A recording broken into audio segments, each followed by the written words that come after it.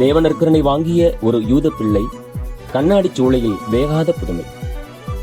கிபி 552 வருடத்தில் கான்ஸ்டாண்டினோபிள் பட்டணத்தில் ஒரு அதிசயமான புதுமை தேவநற்கருணை வழியாக நடந்தது.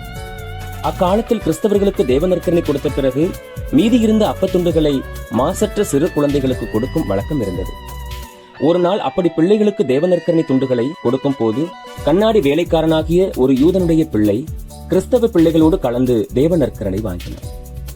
அவளுடைய தகப்பன் அந்த செய்தியை அறிந்து கோபம் கொண்டு நெருப்பு நிறைந்த கண்ணாடி சூளையிலே தன் பிள்ளையை போட்டு சூளை வாயை மூடிவிட்டான். அந்த பிள்ளையினுடைய தாய் தன் பிள்ளை எங்கே இருக்கிறதென்றும் எப்படி போனதென்றும் தெரியாமல் மிகவும் அழுது பிரலாபித்து 2 நாள் பரியந்தம் தேடிக்கொண்டிருந்தாள். 3ஆம் நாள் அவள் சூளையின் அருகில் இருக்கும் போது சூளைக்குள்ளே தன் பிள்ளையினுடைய குரல் சத்தத்தை கேட்டாள். கேட்டவுடனே சூளை வாசலை திறந்து பார்க்கும் போது அதில் தன்னுடைய பிள்ளை நெருப்பின் நடுவில் யாதொரு பொல்லாப்பும் இன்றி இருப்பதை கண்டாள்.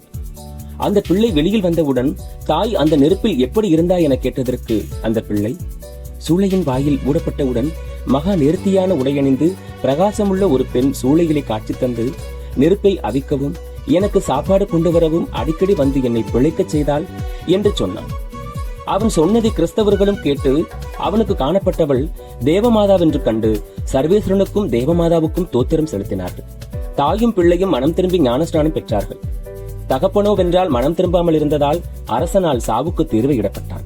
கிறிஸ்தவர்களே, அக்காலத்தில் புத்தி விவரம் அறியாத பிள்ளைகளுக்கு மீதியான தேவநற்கருணை துண்டுகளை கொடுத்து வந்தார்கள் என்று கேட்டீர்கள். அந்த சிறு வயதில் ஞானஸ்நானத்தில் அடைந்த அருள் உயிரையும் பரிசுத்தனத்தையும் பிள்ளைகள் காப்பாற்றி வருவதால் தேவநற்கருணையை அவர்களுக்கு கொடுத்தது நியாயம்தானே?